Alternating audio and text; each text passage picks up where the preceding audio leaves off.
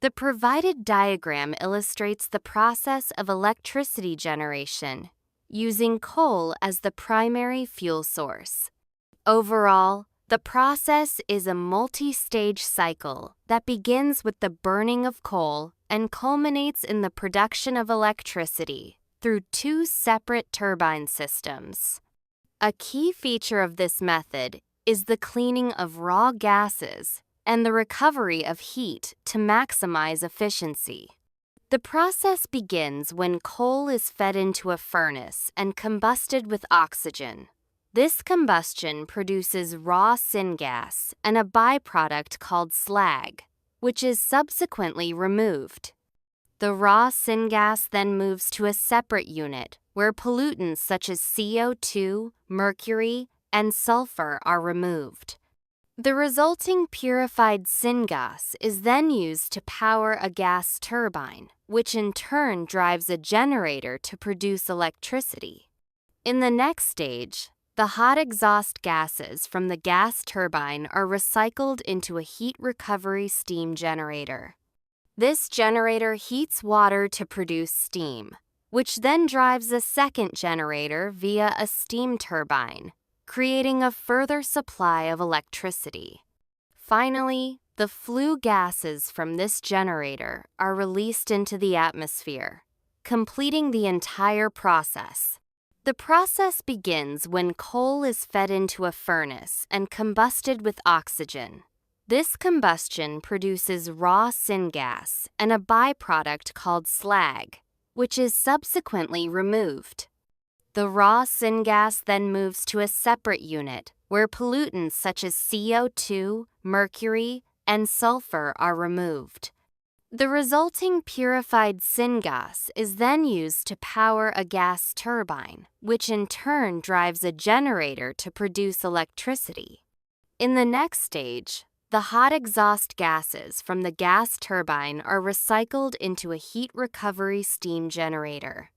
This generator heats water to produce steam, which then drives a second generator via a steam turbine, creating a further supply of electricity. Finally, the flue gases from this generator are released into the atmosphere, completing the entire process. The two floor plans illustrate the room arrangements designed for training sessions with no more than 10 participants and with more than 10 participants. Overall, the major differences between the two layouts lie in the seating arrangements, the placement of the presenter's chair and whiteboard, and the location of the morning tea area. Plan A is structured for a more compact, interactive session, while Plan B accommodates a larger group with more dispersed seating and rearranged facilities. In Plan A, the seating is organized in a U-shape with chairs on three sides, allowing all participants to face the presenter directly. The presenter's chair is positioned at the front of the room, to the left of the whiteboard, and the morning tea area is located at the rear. This setup promotes interaction and ensures that everyone has a clear view of the whiteboard. By contrast, Plan B modifies the room to suit a bigger audience. Two rectangular tables are used, each surrounded by chairs on all sides.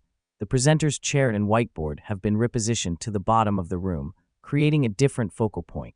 Notably, the morning tea area has been moved closer to the entrance and is now set along the top wall, possibly to accommodate the larger number of attendees and improve flow within the room.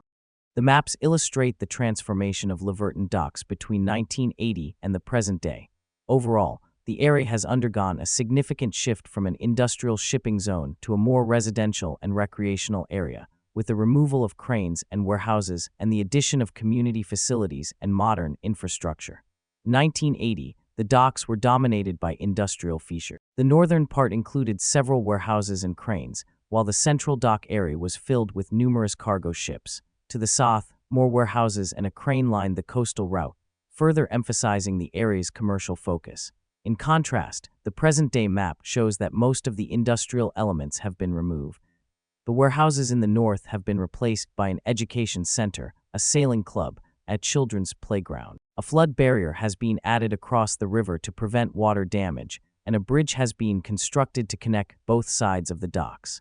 In the central area, the former cargo ships have been replaced with a ship museum, maintaining a historical element of the area. To the south, warehouses and cranes have been replaced by a hotel, several apartment blocks, and a parking area. A newly built river walk has also been introduced, offering public access to the waterfront. The table illustrates the proportion of employed men and women in 4 different sectors in one country in the years 1986, 1996, and 2006. Overall, the most notable trends are the decline in the percentage of both men and women working in the manufacturing industry and the consistently high proportion of women employed in education. Meanwhile, employment in catering and banking showed varying degrees of gender balance and slight fluctuations over the period. In catering, the percentage of employed men increased significantly from 16% in 1986 to 22% in 1996, and then remained stable in 2006. Women consistently held a higher percentage in this field, maintaining 26% throughout the period. In banking, male employment nearly doubled from 11% to 20% between 1986 and 1996, with a marginal increase to 21% in 2006. Similarly, the percentage of women working in banking rose gradually from 12% in 1986 to 19% in 2006. In contrast, the manufacturing sector saw a steady decline for both genders. The proportion of men employed in this area dropped dramatically from 32% in 1986 to just 17% in 2006. A similar trend was observed for women, whose figures fell from 18% to a mere 6% over the same period. On the other hand, education remained a female-dominated sector, with the percentage of women increasing slightly from 33% in 1986 to 38% in 2006. Male participation in education remained relatively low, rising only marginally from 13% to 15%. The line graph illustrates the percentage of workers who took sickness absences in 5 European countries: Germany, Sweden, the Netherlands, the UK, and France between 1991 and 2001.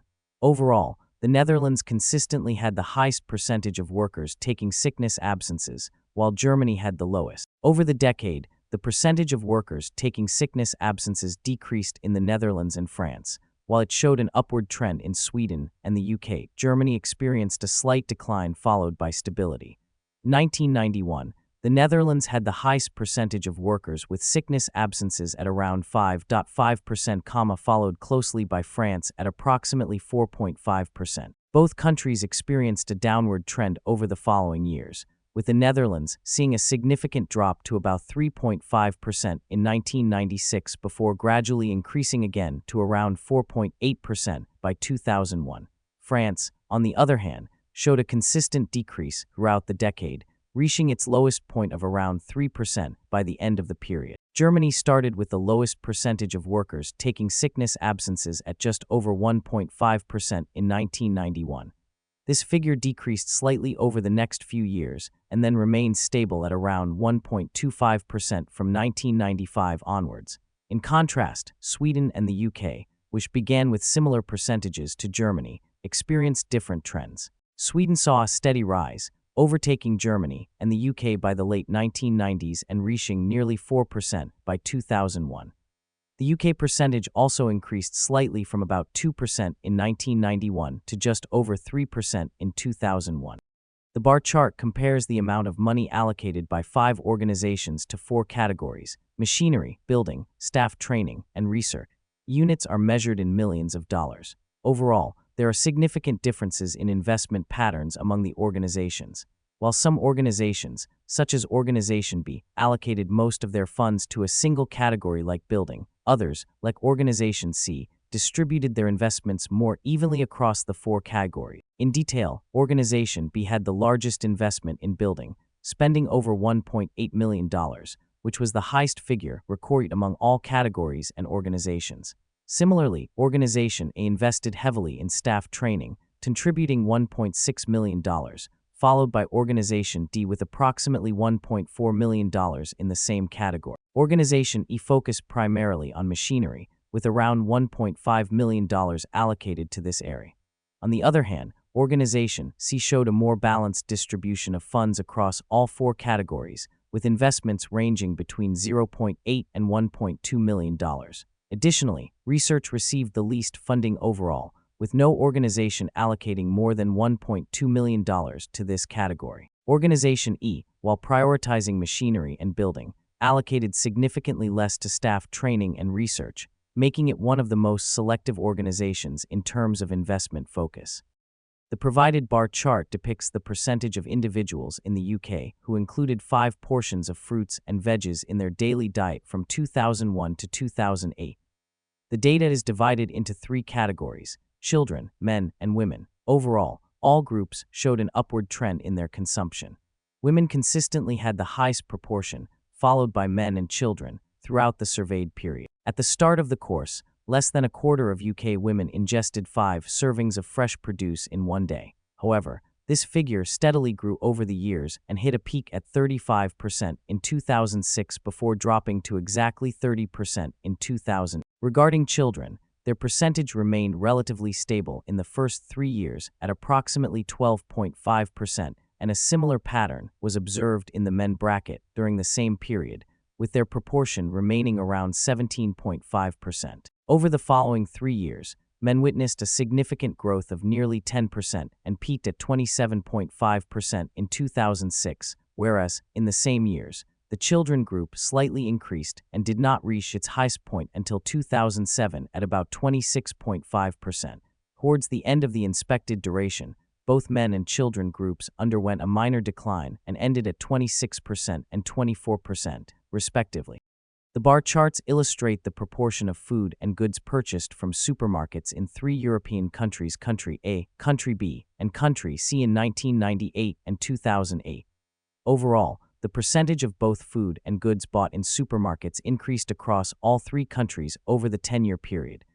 Country A experienced the most dramatic growth in both categories, while Country C remained the lowest but still showed noticeable improvement. In terms of food purchases, Country A saw the most significant increase, rising from around 10% in 1998 to approximately 30% in 2008.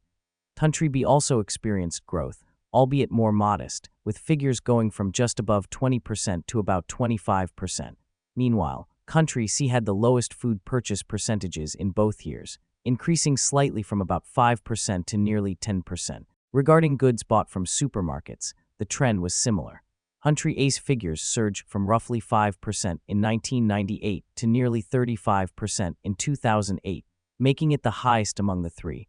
Country B also showed a modest rise, going from about 25% to just under 30%. Notably, Country C witnessed a significant jump, moving from a negligible percentage in 1998 to nearly 15% in 2008. The maps illustrate the current layout of an office building and the planned changes for its future development.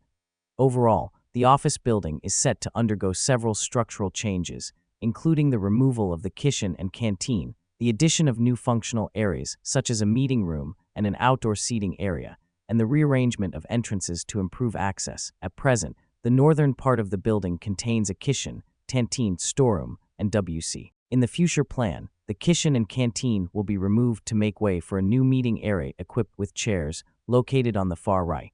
A coffee machine will be added adjacent to the WC, while the storeroom remains in place. Additionally, a new office space will be introduced to the top left corner, replacing part of the current grass area. In the southern section, 4 offices are currently aligned along the corridor. In the future layout, 2 of these offices will be removed to create a wider central space and a more open layout. The remaining offices on both sides will stay unchanged. Notably, an outdoor seating area with chairs will be installed in the area that is currently grass on the bottom left, enhancing the comfort of staff or visitors. Furthermore, a new entrance will be added on the west side to improve accessibility.